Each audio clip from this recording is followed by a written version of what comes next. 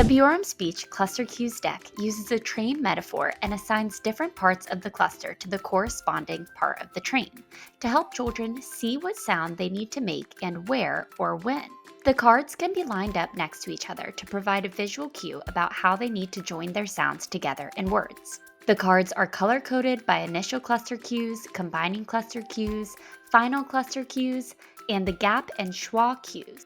Here's a look at one of the cluster cue cards. On the front, you have the orthographic cue and a speech sound cue that is consistent with the Bjorem Speech Sound Cues. And on the back, you have the target sound, the cluster combinations, and they're numbered and color-coded for organization. Use the cards for children with motor planning difficulties, childhood apraxia of speech, phonological patterns such as cluster reduction, to teach co-articulation and the H insertion trick, and to support early literacy and phonological awareness skills.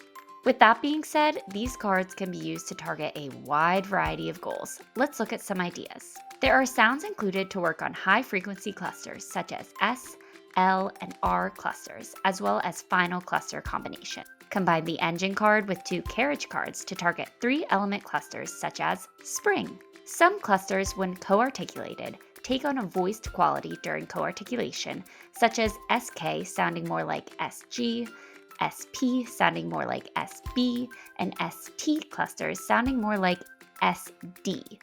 A useful trick for children who have difficulties transitioning from sounds is to insert the h sound after the initial sound to help with phonological patterns such as stopping, voicing, and fronting. We call this the H insertion trick. Many children have difficulties with verb endings. Using the cards to teach final ED verbs, such as washed and jumped, will help with this. Use these cues to help with regular and irregular plurals, especially when the final sound is z, as in the word leaves. For children exhibiting cluster reduction, teach the cluster using the engine and the carriage cards or the carriage and caboose cards. If the child reduces the cluster, take away the card and replace it with the empty gap card to show that they left off a sound, such as fi for fly. If the child says fly for fly, they are inserting a schwa sound. Insert the schwa card between the engine and carriage sounds.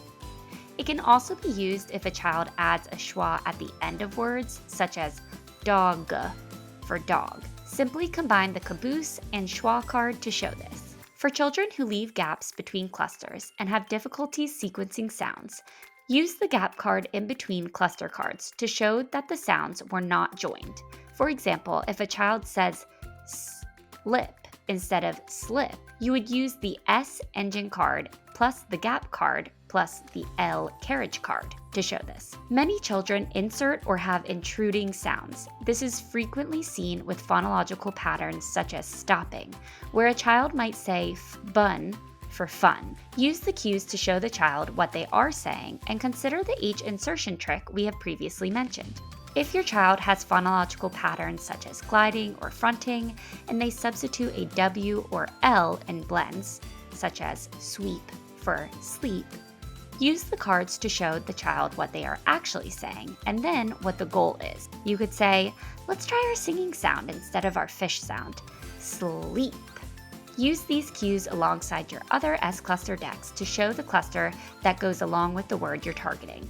And don't forget to make therapy fun. Add toys and use a play-based approach. Clusters just got a whole lot easier with the Bjorem Speech Cluster Cues deck.